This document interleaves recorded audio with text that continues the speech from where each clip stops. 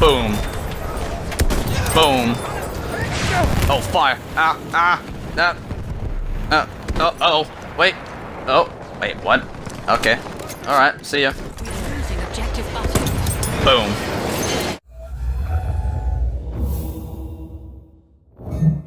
Yo, what is up guys, it's Dark1 here and welcome to another game review. This time I'm reviewing Battlefield 1, a first-person shooter set during the events of World War I. Now when I saw the trailers to this game, I was definitely excited. But because this game is made by DICE and published by EA, I was a little skeptical, especially after Star Wars Battlefront, which did destroy a lot of my hype. So I was a little bit more skeptical about this game. But when I played it, I was definitely not disappointed, as this is a fun as hell game to play. Now, let's start with the campaign. Now, the campaign is set during 5 different areas of World War I, and they concentrate on different characters. One concentrates on a British tank crew, an American in the British Air Force, an Australian in the Gallipoli invasion, an Italian attacking the Austro-Hungarians in the Italian Alps, and a female Arabian guerrilla fighter in the Middle East. And each of these campaigns was actually pretty okay, but it is notoriously short, about 5 hours at most, or maybe 6, but maybe probably a bit more depending on the difficulty. But the campaign in this game is notoriously short, and that does kind of suck, especially since these characters could have been really interesting, but sadly enough, you don't really get enough time to form an attachment over these characters, thus affecting the character development of the game. Now, even though yes, it does affect them, the characters overall were pretty decent, and the campaign was pretty fun to play. It concentrates on a lot of different scenarios during the war itself, instead of just being a different level where you just go from first-person shooter to first-person shooter. It actually just concentrates on different aspects, like being in a tank, being in a plane, guerrilla warfare, and basically different other few things as well. And yeah, the game concentrates on different aspects of the war, and that is really cool. Not only that, there's also codex entries around the levels too, so you can unlock some weapons in the multiplayer. So yeah, overall the campaign and the characters did suffer a little bit from the time length, but overall the campaign was short but sweet. Carrying on with the campaign, yes, the campaign is short, like I said before, but each of its levels are actually nicely well designed, and and actually can be quite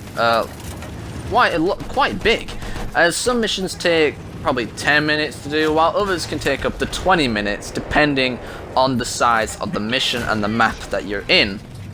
Not only that, you can even find a lot of weapons around the area in weapon boxes, which are always nice to find, since they can always consist of special weapons, which will always help out with your objectives and what to do, and help out with the situation that you're in. But overall, the level design of the campaign was also nicely done, and it spans out pretty well. And the soundtrack for this game is also very well done too, since after Battlefield 3 and 4, which went for the electro kind of bullcrap, this game decides to go back to the more older Battlefields and decides to go back to the orchestral route, which is very nice to listen to, and and the soundtrack is actually pretty decent. Not the best, but it's okay for the Battlefield franchise. So yeah, also as well, the characters, I did say, can be quite enjoyable from their personalities, but again, like I said before, because of the short span of the campaign, it really does affect the characters. Basically, the short span of the campaign affects the campaign overall. Having a short campaign and then have good level designs and good characters, and having the campaign be really short, really does affect it in the long run, and that does kind of hurt the campaign in some ways. But like I said, the campaign was short but sweet. Now, let's get to the multiplayer of Battlefield, since Battlefield mainly concentrates on multiplayer, and my god, is it fun to play. Let's start off with the main new game mode, which is Operations. Now, Operations is huge. Basically, two forces, or two teams, are having to fight it out in one big map. The attacking force has to take each sector away from the defending forces, and the defending forces have to basically hold 3 waves of the attacking enemies. And so yeah, it's pretty damn huge, these Operations, especially the maps that they're on. It's like you can basically go from one side to the other, depending, and this game mode really does depend on your team as well, your teamwork, as best it can be. As a good team and good skills can be very handy in achieving victory on both sides. It's like a good attacking force will be able to overrun the defending force, or a good defending force will be able to stop the attacking force right in their tracks, depending on how they use their skills and the weapons they are provided with.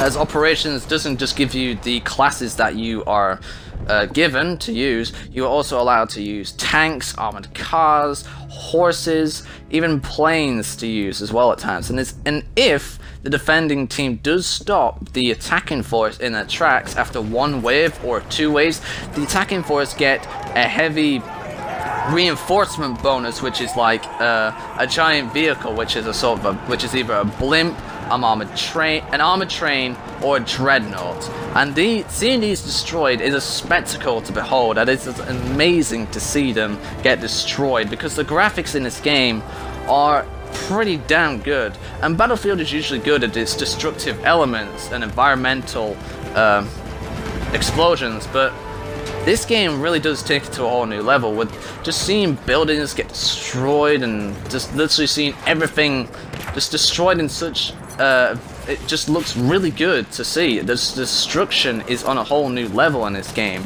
and yeah, Battlefield is usually good at doing this, but this one was just amazing.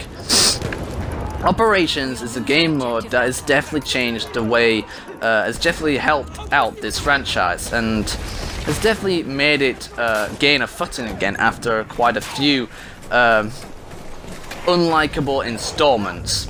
But overall, Operations is a huge game mode that has been introduced to the game, and it is damn fun to play, especially when you have a good team. But not only that, if the attacking force is able to take an entire sector or an entire map, they then have to move on to another map. It doesn't have just one, but it has 2 maps at a time, even 3 depending in which Operations section you go for. So yeah, Operations is a huge game mode, and it can take like half an hour to even an hour to complete a match at a time, depending on how well the teams are working. So yeah, Operations is a nice new addition to this game. Now, just because Operations is fun doesn't mean the others aren't fun either. Now, the other smaller game modes of the game, which include Team Deathmatch, Conquest, Rush, Domination, these are all fun to play too, and have definitely been made more fun compared to the other Battlefields. It still has the Battlefield-esque from the other ones, but it's pretty much done in a much more fun way, as Team Deathmatch especially is really fun to play too. Yes, the maps are a lot smaller and are set in basically smaller parts of the Operations maps or even the campaign. They're still really fun to play on, and it also depends on what weapons you use as well, which will guarantee your success, as you are given 4 classes in the multiplayer: Assault, Support, Medic, and Scout. Each of these have their own specific primaries and secondaries. As primaries, you can only have 1 primary and 1 secondary at a time, and each of the classes have their own primaries. Like, for example, Assault has SMGs and shotguns, Medic has semi-automatic rifles, Support has LMGs, and Scout have bolt-action rifles, which are the main weapon of the era. And they all have their own secondaries as well, which consist of pistols, but each of these classes also have their own pistols too, which I thought was a bit annoying, since you'd think each of the classes could have all of the pistols, but no, they have their own specific pistols, which is a bit meh. But also they have their own equipment too, and all of these can be very useful. Like Assault mainly rely on anti-tank equipment, which is very useful for taking out enemy vehicles.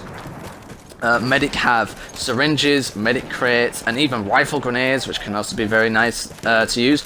Support has mortars, which if you use correctly can be very devastating, and also have ammo crates to resupply your friendlies. And Scout mainly relies on more tools to help themselves, like they have K-bullets, which are useful against vehicles. They have tripwire bombs to basically kill anyone that tries to come up behind them, or they also have sniper shields, which are very useful for defense. I haven't seen a lot of people use them, so they mustn't be that decent. But overall, these classes work out very nicely, and each of them have their own ranking system. As yet, there's two separate ranking systems, one for the soldier itself and one for your weapon class. And the more you rank up your weapon class, the more weapons you can unlock, and you can unlock these by earning war bonds, which is what you earn by ranking up your soldier character. And so yeah, but honestly overall, the amount of weapons in this game is actually quite small, since there's basically different variations of each weapon, and there's about three each. So overall, when you look at it, the amount of weapons in this game is actually quite small, usually to Battlefield games. Though these weapons do work very nicely, or depending on what map you use them on. And the sound design also is very well done for each of these weapons. And so yeah, also, and the classes too have been done very well too. But the fact is that once you get past rank 3, you can't really unlock any more weapons until you get to rank 10. So there's a massive amount of space in between these ranks so you can unlock new weapons. And yeah, so it's kind of a long struggle just to get those final weapons. And yeah. But overall, the multiplayer, well, the smaller game modes, along with the weapons, have been designed well and do feel very fun. Not only that, there's also something called battle packs, which are also a stalemate of the Battlefield franchise in some way. And these are, for once, well, when the game released, weren't microtransactions, which you gotta give the EA a little bit of applause to. But now they kind of are. I mean, the starting battle pack is, but then that's it. But battle packs provide you skins for your weapons and your vehicles, and that's pretty much it. And you can scrap these to gain more, so you can gain some more points, so you can unlock more battle packs. And in these battle packs, there's also these puzzle weapons too, which require quite a lot of battle packs to unlock to gain the puzzles fully. And they are special melee weapons, as I've seen so far. And so far I haven't gotten one, but I'm getting very close to both of them.